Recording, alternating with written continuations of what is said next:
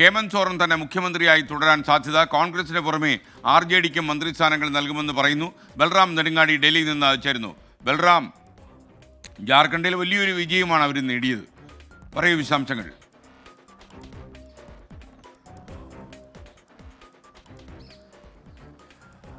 SKN തീർച്ചയായും ജാർഖണ്ഡിൽ India സഖ്യത്തെ സംബന്ധിച്ചിടത്തോളം വലിയൊരു വിജയം തന്നെയാണ് നേടിയത്. കാരണം BJP ഏറ്റവും കൂടുതൽ ശ്രദ്ധ കേന്ദ്രീകരിച്ചിരുന്ന ഒരു സംസ്ഥാനമായിരുന്നു ജാർഖണ്ഡ്. കഴിഞ്ഞ 2 വർഷത്തോളമായി BJP ഇതിനായുള്ള ശ്രമത്തിലായിരുന്നു.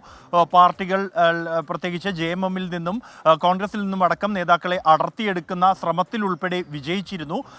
കൂടാതെ രാജ്യത്തേക്കുള്ള ജാർഖണ്ഡിലേക്കുള്ള കടന്നുകയറ്റം ഒരു പ്രധാന ചർച്ചാ വിഷയമായി ഉയർത്തിക്കൊണ്ടുവരാനും അജണ്ട നിശ്ചയിക്കാനും BJPക്ക് കഴിഞ്ഞിരുന്നെങ്കിൽ പോലും തെരഞ്ഞെടുപ്പിലെ വിജയം അത് ഇന്ത്യ സഖ്യത്തിനായി.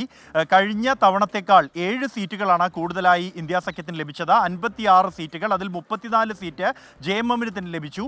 പ്രധാനമായും ഇന്ത്യ സഖ്യം ദേശീയ തലത്തിലുള്ള വിഷയങ്ങൾ, ജാതി സെൻസസ് അടക്കമുള്ള വിഷയങ്ങൾ പ്രചരണമാക്കി, ഭരണഘടനാ സംരക്ഷണം പ്രചരണമാക്കി. ഇതിനേക്കാൾ കൂടുതലായി വൈകാരികമായ പ്രചരണം ആയിരുന്നു ഇന്ത്യ സഖ്യം ഇത്തവണ ഉപയോഗിച്ചത്. ഹേമന്ത് സോറനെ 5 മാസം ജയിലിലടച്ച വിഷയം അടക്കം പ്രചരണായുധമാക്കി. ഇതോടൊപ്പം തന്നെ സർക്കാർ നടപ്പാക്കിയ ജനക്ഷേമ പദ്ധതികൾ ആണ് ഈ വിജയത്തിൽ സഹായിച്ചത് എന്നാണ് വിലയിരുത്തുന്നത്. JMM കഴിഞ്ഞ തവണത്തേക്കാൾ മികച്ച ഒരു വിജയം നേടിയ പശ്ചാത്തലത്തിൽ ഉടൻ തന്നെ സത്യപ്രതിജ്ഞാ ചടങ്ങുകൾ അടക്കമുള്ള കാര്യങ്ങളിലേക്ക് ചർച്ചകൾ നീങ്ങിയിരിക്കുകയാണ്. മുഖ്യമന്ത്രിയായി ഹേമന്ത് സോറൻ തന്നെയായിരിക്കും എന്നാണ് ലഭ്യമാകുന്ന വിവരം. അതേസമയം കോൺഗ്രസിന് അർഹമായ പ്രാതിനിധ്യം മന്ത്രിസഭയിൽ നൽകും എന്ന ഉറപ്പ് JMM നൽകിയിട്ടുണ്ട്. ഇതിനേക്കാൾ വ്യത്യസ്തമായിക്കൊണ്ട് ഇത്തവണ RJDക്ക് കൂടി മന്ത്രിസ്ഥാനങ്ങൾ ഉണ്ടാകും എന്നുള്ളതാണ്. 2 മന്ത്രിസ്ഥാനങ്ങൾ വരെ RJDക്ക് നൽകിയേക്കാമെന്ന സൂചനകളുണ്ട്. ഒരു മന്ത്രിസ്ഥാനം ഉറപ്പാണ്. ഏറ്റവും കൂടുതൽ സ്ട്രൈക്ക് റേറ്റ് പ്രകടിപ്പിച്ച ഒരു പാർട്ടി RJD ആണ് എന്നുള്ളത് ശ്രദ്ധേയമാണ്.